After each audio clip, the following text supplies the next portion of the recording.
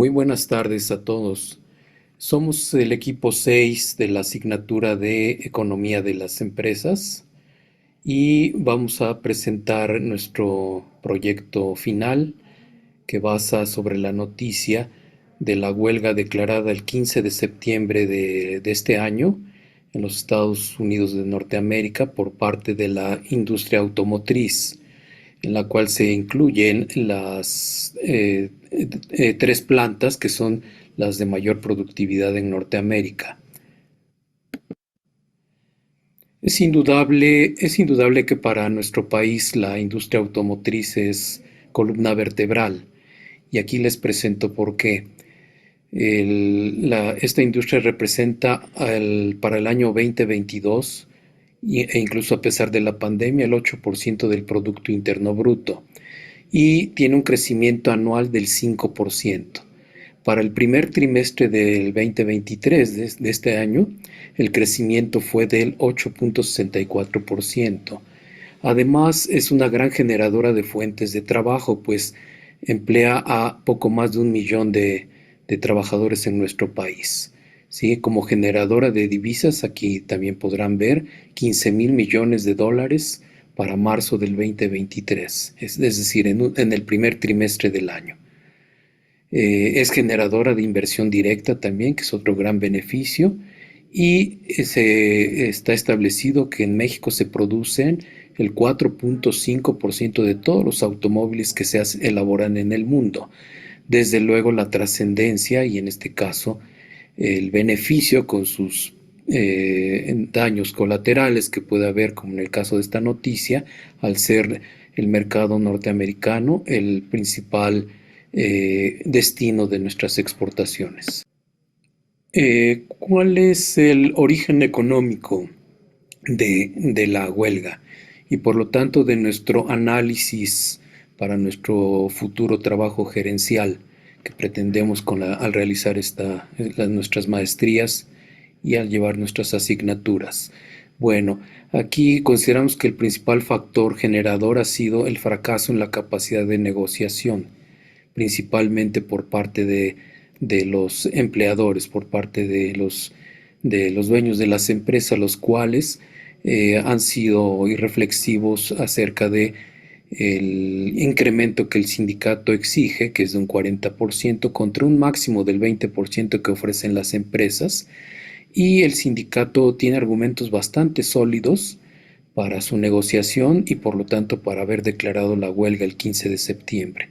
Uno es el hecho de que los altos directivos de las empresas recibieron un 40% de incremento salarial inmediatamente después de la pandemia, no así los trabajadores cuyos sueldos han estado estancados ya por 4 años.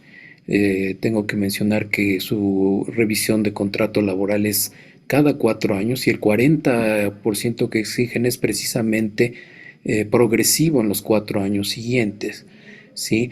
Además, las crisis que ha habido previamente, y junto con la de COVID, ha implicado que los trabajadores han tenido que ceder en muchos de sus derechos laborales previamente establecidos. Han sido afectados en su derecho a la antigüedad, en el pago de horas libres, les han establecido salarios escalonados conforme a los años de trabajo que tienen, y algo muy importante, lo que ha determinado la transición hacia la producción de vehículos eléctricos. Y aquí lo que argumentan los empresarios es la situación que manejan, por ejemplo, empresas como Tesla, cuyos trabajadores no son sindicalizados, o situaciones que manejan las industrias asiáticas, cuya producción, cuya manufactura es a costos muy, muy reducidos.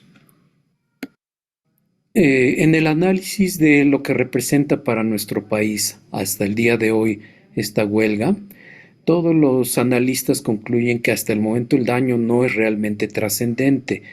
A pesar de que la industria manufacturera en nuestro país es la principal aportadora de este sector a la industria automotriz norteamericana, sí, hasta ahora las 38 empresas que en nuestro país se adhieren a esta huelga constituyen menos del 0,1% del total de los ingresos, ya que va enfocado principalmente a refacciones postventa.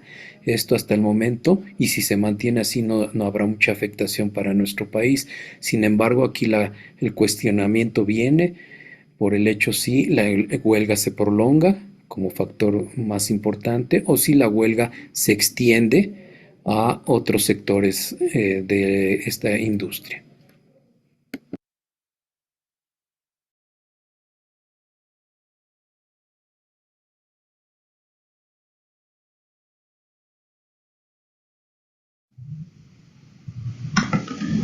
Como ya mencionamos las características del problema que estamos evaluando, eh, la parte de los datos más importantes sobre las características de la huelga en Estados Unidos, sobre las empresas automotrices, es los mostrados en la parte inferior de la diapositiva.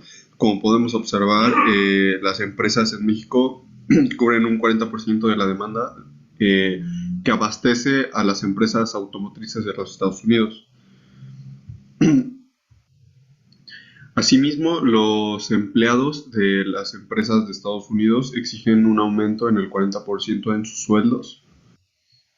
Así como también podemos observar las tres principales empresas, bueno, las tres empresas en las cuales se piensa hacer la huelga o el paro económico. Y en la parte inferior podemos observar cómo ha habido un crecimiento del 42%, 43% en el área de autopartes en México, así como un gran aumento en la parte de el valor en las exportaciones. Así como en la parte inferior tenemos el número de trabajadores totales en las empresas, en las tres diferentes empresas, y el número de trabajadores que se piensa tendrían o serían parte de la huelga. Y finalmente tenemos en la última parte de la diapositiva una, una cifra con las ganancias obtenidas y así como el crecimiento en los últimos meses.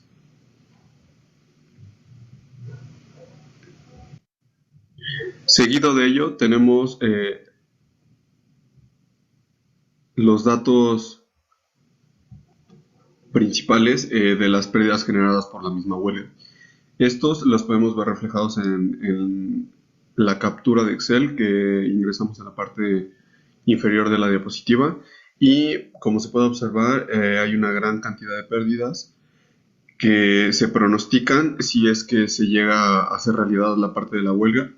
Y así como, o sea, en la parte de la diapositiva mostramos el impacto que tendría sobre las empresas estadounidenses. Sin embargo, también tendría un impacto negativo en todas las distribuidoras y en todas las empresas mexicanas que surten a las empresas estadounidenses de autopartes.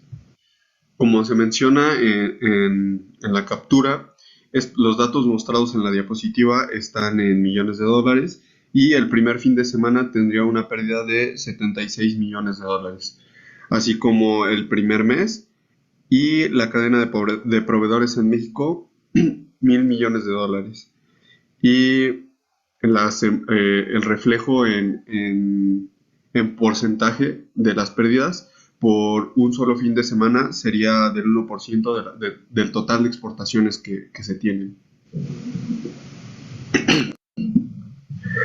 Seguido de ello, tenemos las tendencias.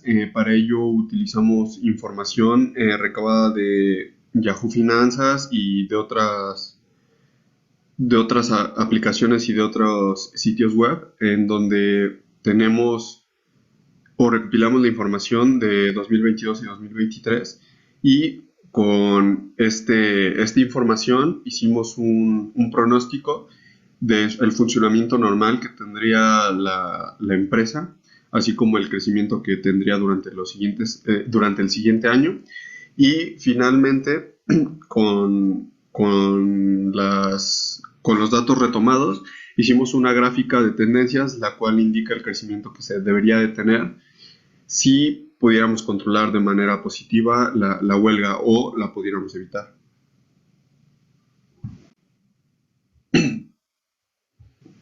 Finalmente, y como apoyo al análisis, realizamos el margen operativo y neto.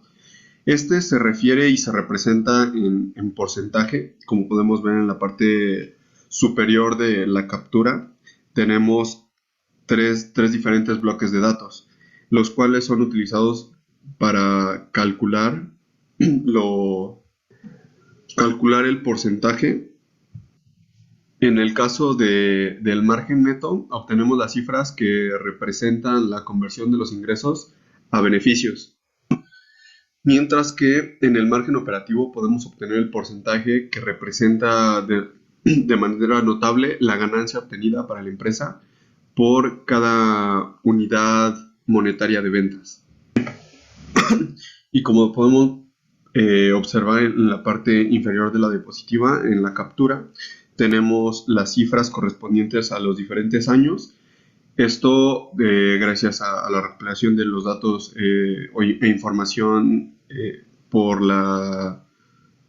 el sitio web de Yahoo Finanzas, en donde nos enfocamos a la empresa, una de las empresas más importantes de autopartes en México que exporta a Estados Unidos, la cual es APTIV, la cual ingresamos y podemos obtener los datos financieros, y los resultados obtenidos los podemos ver en la parte inferior de cada uno de los años. Y como podemos observar, existe un aumento en 2020 y de ahí un decremento que, a pesar de que ha disminuido, se ha mantenido constante en las ganancias posterior a ello, y que finalmente podría acabar en otro punto de quiebre si es que se llega a tener la huelga mencionada.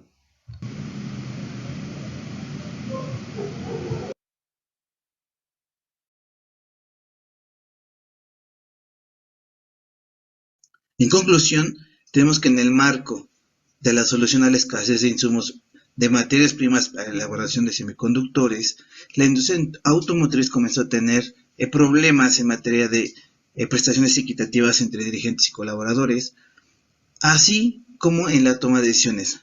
Esta situación ha obligado a los líderes de la industria automotriz a tomar decisiones basadas en datos duros, obtenidos a través de un análisis macroeconómico nutrido a base de factores endógenos y exógenos.